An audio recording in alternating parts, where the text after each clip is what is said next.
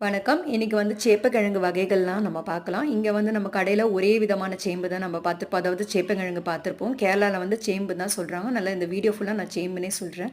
இப்ப நம்ம பார்த்துட்டு இருக்கிறது கண்டி சேம்புங்க. இங்க எப்படி வந்து ஊருக்கு ஊரு கத்திரிக்காய் வகைகள் வந்து மாறுதோ, அதாவது நாட்டு கத்திரிக்காய், அதே மாதிரி வந்து நமக்கு அவங்க ஊர்லயும் கேரளாலயும் வந்து சேப்பங்கிழங்கு வந்து ஊருக்கு ஊரு வேறுபாடு இருக்குங்க. இப்ப நம்ம பார்த்துருக்கிறது சீம சேம்பு. இதெல்லாமே வந்து வடிவத்திலயும் வந்து வித்தியாசமா இருக்கு. டேஸ்ட்லயும் கூட சின்ன சின்ன ஒரு வேரியேஷன்ஸ் இருக்குங்க. இது வந்து ஒரு வகையான சேம்பு. அங்க இருக்கிறவங்க தான் நம்மளுக்கு வந்து குடுத்தாங்க. வரி வரியா இருக்கு. இது வந்து தெரியலங்க. பொதுவா வந்து நாடன் சேம்புன்னு சொல்றாங்க அவங்க.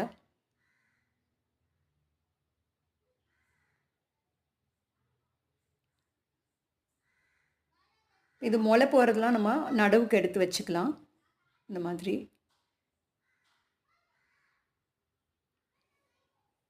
அடுத்ததா பார்க்குற சேம்புக்கு வந்து பேர் தெரியலங்க. தெரிஞ்சா வந்து கமெண்ட்ல சொல்லுங்க. இது வந்து பால் சேம்பு. இது வந்து ஒரு 3/4 அடி வரையும் கூட நமக்கு வளரும். பாருங்க, ஒரு 2 கிழங்கு இருந்தா போதும். ஒரு வீட்டுக்கு தேவையான உணவுக்கு வந்து பூர்த்தியாகும். இது வந்து இங்க இருக்கிற மாதிரி இல்ல. இது வந்து ரொம்ப சுவை வந்து அதிகமா இருக்க சின்ன சின்ன சேம்பு இது. எப்படி நடவு செய்யலாம் பார்க்கலாம். சைடுல இந்த மாதிரி நெறைய கிழங்கு வச்சிருக்கோம். அதெல்லாம் வந்து நம்ம உணவுக்கு எடுத்துக்கலாம். மெயின் மூட்டுல இருக்க இந்த கிழங்கு வந்து உணவுக்கு எடுத்துக்கூடாதுன்னு அவங்க சொல்றாங்க. தெரிஞ்சா நீங்க சொல்லுங்க. இப்ப இதுக்கு குழி தோண்டிட்டு இந்த மாதிரி எவ்வளோ இலத்தழ குப்பை இருக்கோ அதெல்லாம் நம்ம போட்டுக்கலாங்க.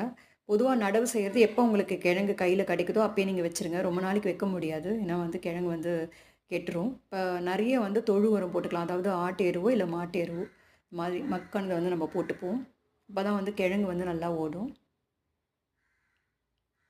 இப்ப இது மேல இருக்குங்க மேல் நோக்கி இத வந்து மண்ணு போட்டு நம்ம நல்லா அணைச்சு குடுத்துக்கலாம். இது வந்து பெருசா வந்து சூரிய ஒளி ரொம்ப தேவையில்ல. நிழல் பாங்கான இடத்துல வச்சாவே நல்லா வளரும். தண்ணி வந்து ஈரப்பதம் இருந்துட்டே இருக்குங்க. இல்லன்னா வந்து காஞ்சிரும். இந்த எல்லத்தழ குப்பை திருப்பியும் மேல வந்து நம்ம முடாக்கு மாதிரி போட்டுக்கலாங்க. ஒரு அக்டோபர் டூ ஒரு டிசம்பர், ஜான்வரி காலகட்டத்தில வந்து கீழ வந்து கிழங்கு வந்து நம்மளுக்கு அந்த குளிர் காலத்தில வந்து வரும். இது பாருங்க, மெயின் மூட்ல வாழைத்தண்டுக்கு நம்ம எப்படி வெட்டுறோமோ, அதே மாதிரி கிழங்கெல்லாம் எடுத்துட்டு அத வச்சாலுமே நம்மளுக்கு வரும். இப்படி வந்து ஒரு ஒரு ஊர்லயும் வந்து அவங்க கிழங்கு வகைகள வந்து சாக்கு பையிலயோ, க்ரோ பேக்லயோ வெளியிலயே வச்சு காப்பாத்துனதுனால தான் இன்னைக்கு வந்து நம்மளுக்கு இவ்ளோ விதமான சேப்பங்கிழங்கு வந்து கிடைச்சிருக்கு. இன்னமும் இருக்கு. அடுத்த பதிவுல பார்க்கலாங்க. நன்றி, வணக்கம்.